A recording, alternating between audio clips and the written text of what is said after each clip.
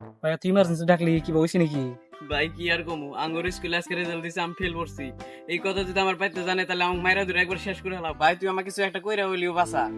ও কথা তাহলে এটা, তোর বাপে তোর মাই এতদিন না খাইয়া না পিন্দা এতদিন কষ্ট করে তোকে যে পড়াইছে, এটা তো বহুত ইয়ের কথা রে। আর তুই কি করলি, তার এই প্রতিদান দিলি, তুই ফেল করলি। তোকে আমি এটা আশা করিনি। না না, আমি এটা আশা করিনি, একবারে করিনি। যা আমার হয়ে গেছে গা, তুই এখন কিছু কর। এখন কি আর করবো, এই বিষয়ে তো তোকে আমার সাহায্য করা একবার উচিত না। কারণ যদি কান্দা কান্দা আইসে আর কি করা যায়। এক কাম কর, তুই একজনের মার্কশিট নিয়ে হেরা ওর নামটা মুছে হেরা নিজের নামটা বসা দে। তো তোর ফ্যামিলি তোর দেখাবি, দেখার পরে তোর ফ্যামিলির ব্যাপার তুই পাস করছা। কিন্তু এইবার এই করলেও পরের বার তো ভালো করেই কর লাগবে, পাস কর লাগবে, বুঝছা? ভাই বুঝলাম, তাহলে তো তুই পাস করছা, তাহলে তোর মার্কশিটটা আমাকে দে, আমি কয়দিন পরে তো ঘুরা দিমনি আবার। মার্কশিট?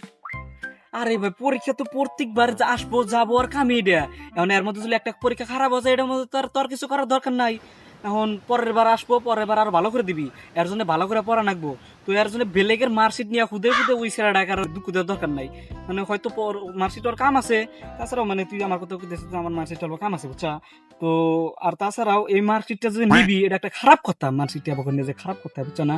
আর হয়তো ওর অল্প প্রবলেম আছে, হয়তো ফেলটে লতিও করা হারে আর কি থাকে। যাই ভালো করে পড়বি, হ্যাঁ? এবার কিছু কব না, আমি কয়া দিন না। আরে এখন মার্কশিটের তোর কি দরকার, তুই তো পাস করছাই, আমাকে কয়দিনের জন্য দে, আমি তোকে বাদে ঘুরা দিমনি। আরে ফেল করছি, ফেল করি না আর কি, আমি ফেল করি না, ওটা চিন্তা করিস না। ফেল করি না আর কি।